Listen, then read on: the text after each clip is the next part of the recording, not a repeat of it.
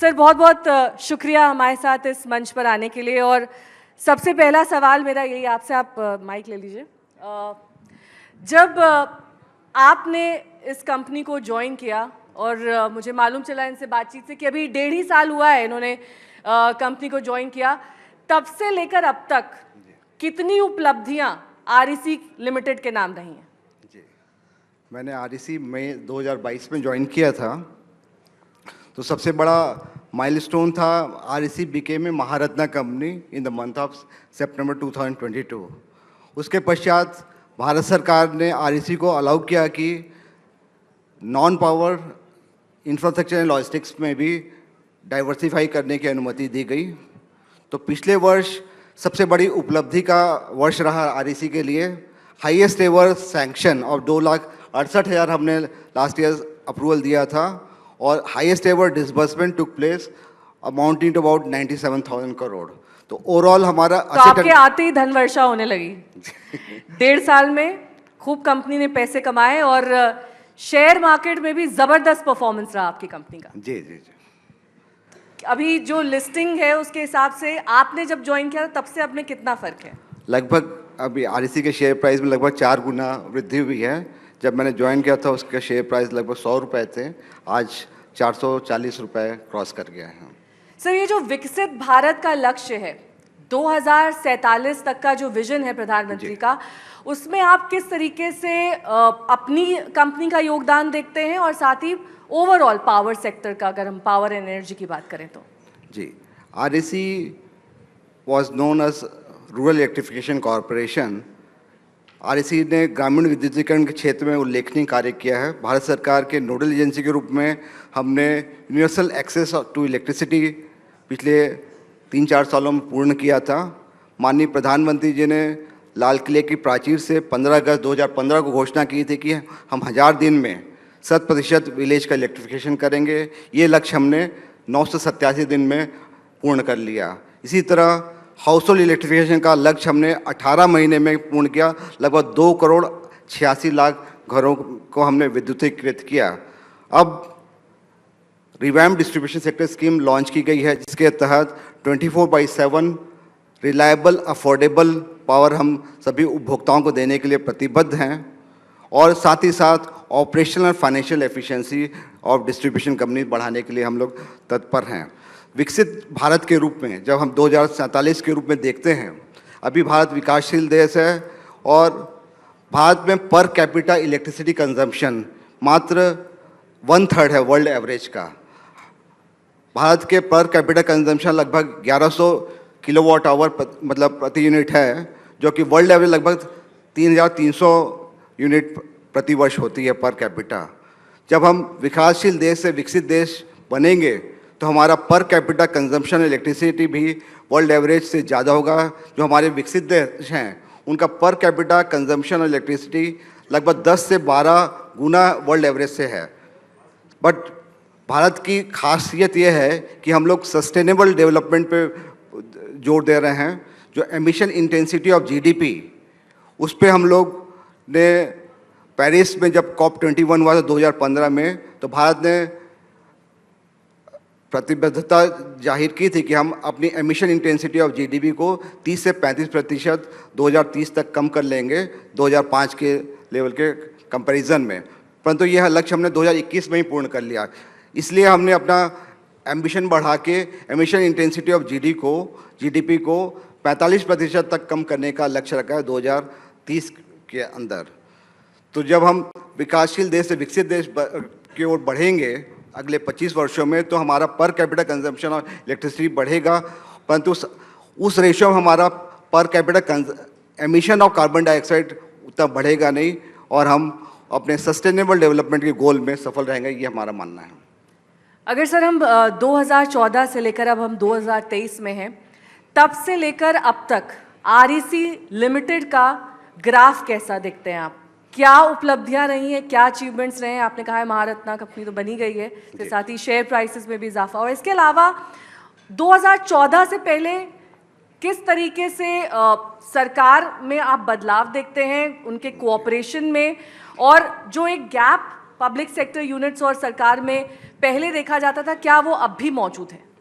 जी, 2014 में कुछ ऐसे गांव थे जब विद्युतीकृत नहीं थे, तो सबसे पहला लक्ष्य जो मिनिस्ट्री पावर ने लिया था, यूनिवर्सल एक्सेस ऑफ इलेक्ट्रिसिटी के लिए रखा था। 100% गाँव का विद्युतीकरण करना था और हाउस होल्ड का इलेक्ट्रिफिकेशन करना था। साथ ही साथ विभिन्न रिफॉर्म मेजर लिए गए भारत सरकार के द्वारा, जिसमें के तहत गवर्नमेंट डिपार्टमेंट के ड्यूज़ कम होने लगे, लीगेसी सब्सिडीज कम होने लगे हैं, एटीएनसी लॉसेस में काफ़ी कमी हुई है।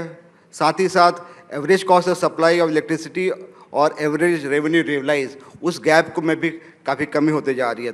इस रिफॉर्म मेजर के कारण डिस्ट्रीब्यूशन कंपनीज के जो वित्तीय स्थिति है उसमें काफ़ी इम्प्रूवमेंट हो रहा है। साथ ही साथ एक लेट पेमेंट सरचार्ज रूल लाया गया भारत सरकार के द्वारा, इसने भी विभिन्न जनरेटिंग कंपनीज और ट्रांसमिशन कंपनीज के ड्यूज़ को क्लियर करने में बहुत बड़ा रोल अदा किया है। साथ ही साथ आपने देखा होगा कि पावर डिमांड काफ़ी तेज़ी से बढ़ रही है, विशेषकर पोस्ट कोविड पीरियड में पिछले 1-2 वर्षों से पावर डिमांड 8.8% से ज़्यादा बढ़ रही है। तो पावर डिमांड बढ़ने से हम लोग ने अपने जनरेशन कैपेसिटी जो है, भारत अपने आत्मनिर्भर है, जो हमारे जनरेशन कैपेसिटी लगभग 418 गीगावाट कैपेसिटी है, वो हम अपनी पूरी ऊर्जा की ज़रूरत को पूर्ण कर पा रहे हैं। परंतु अब हम धीरे धीरे एनर्जी ट्रांजिशन में अपना फोकस रखा है हमने, जो फॉसिल फ्यूल बेस्ड से हम non fossil fuel based electricity capacity installation में बढ़ रहे हैं और 2030 तक जो अभी नॉन फॉसिल फ्यूल की इलेक्ट्रिसिटी कैपेसिटी हमारी लगभग 180 गीगावाट की, इसको बढ़ा के हम 500 गीगावाट की कैपेसिटी में बढ़ाना चाह रहे हैं। तो ये सर, रूरल और अर्बन एरियाज़ में किस तरीके से फ़र्क होता है वर्किंग में और आपका जो स्ट्रैटेजी होती है उसमें?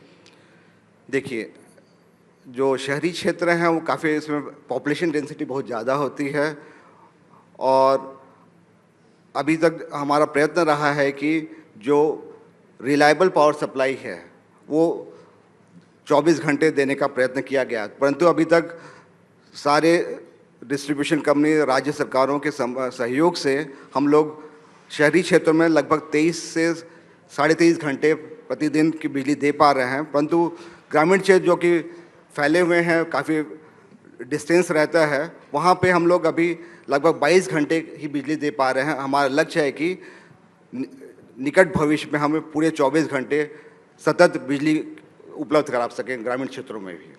अगर मैं निजीकरण की बात करूं, क्योंकि प्राइवेटाइजेशन की वजह से इस क्षेत्र में काफ़ी ज़्यादा एक्सपेंशन हुआ है और बहुत सारे ऐसे स्टेट्स हैं जो निजीकरण की वजह से, ख़ासतौर पर महाराष्ट्र का मैं यहाँ पर जिक्र करना चाहूँगी, एकमात्र, मेरे ख्याल से अगर मैं गलत हूँ तो आप मुझे सही करिएगा, एकमात्र ऐसा राज्य जहाँ पर 1 सेकंड के लिए भी बिजली नहीं जाती है।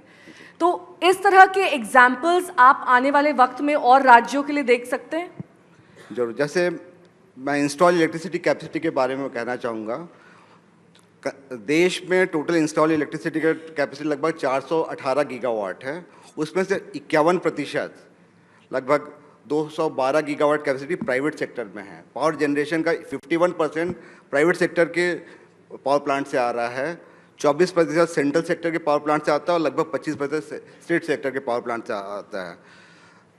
जहाँ तक वितरण की क्षेत्र की बात है, डिस्ट्रीब्यूशन क्षेत्र में कुछ डिस्कॉम्स को प्राइवेटाइज किया गया है। वहाँ पे देखा, जैसा आपने एकदम सही कहा है कि महाराष्ट्र में, दिल्ली में और गुजरात में जहाँ भी प्राइवेट डिस्ट्रीब्यूशन कंपनीज अपना वितरण का काम लिया है, वहाँ पे एफिशिएंसी अच्छी रही है और उपभोक्ताओं को लगभग पूरी तरह 24 घंटे की बिजली। दिल्ली में बिजली जाती है सर, तो उसमें भी सुधार हो रहा है। अगर महाराष्ट्र और दिल्ली को आप कंपेयर करेंगे तो मैं कहूँगी दिल्ली में बिजली जाती है। तो उसके लिए भी एक हम जो रिवैम्प्ड डिस्ट्रीब्यूशन सेक्टर स्कीम में जो एनडीएमसी एरिया में उसको भारत सरकार ने लिया हुआ है, उसमें भी अब बिजली की सुविधा बढ़ेगी। परंतु जो प्राइवेट सेक्टर है उसमें इनहेरेंटली जो एफिशिएंसी का फैक्टर है वो ज़्यादा रहता है और मेरा विश्वास है कि धीरे धीरे जैसे प्राइवेटाइजेशन हो रहा है उसमें उपभोक्ताओं को भी बिजली का सतत उपलब्धता हो पाएगी। सर, एडमिनिस्ट्रेटिव सर्विसेज से आरईसी लिमिटेड सर ये जो आपका एक करियर शिफ्ट रहा, मतलब अभी भी एडमिनिस्ट्रेशन ही कर रहे हैं आप, लेकिन एक करियर शिफ्ट इसे कहेंगे क्योंकि अब एक महारत्न कंपनी को चलाना और उसके कामकाज को देखना, कितना बड़ा फ़र्क इसमें आप देखते हैं? इसमें पब्लिक सेक्टर अंडरटेकिंग में कॉरपोरेट गवर्नेंस और जो environmental social governance obligations policy का है, तो उसमें काफ़ी अंतर है भारत सरकार में और जो एडमिनिस्ट्रेटिव सर्विस में काम करना और पब्लिक सेक्टर में काम करने का, परंतु दोनों ही एक तरह में अलग तरह का चैलेंज होता है। इसमें कॉर्पोरेट गवर्नेंस का चैलेंज रहता है और भारत सरकार में जब हम या राज्य सरकारों में जो प्रशासनिक सेवा के पद में रहते हैं, तो उसमें भी अलग अलग रोल में अलग तरह के चैलेंजेस रहते हैं।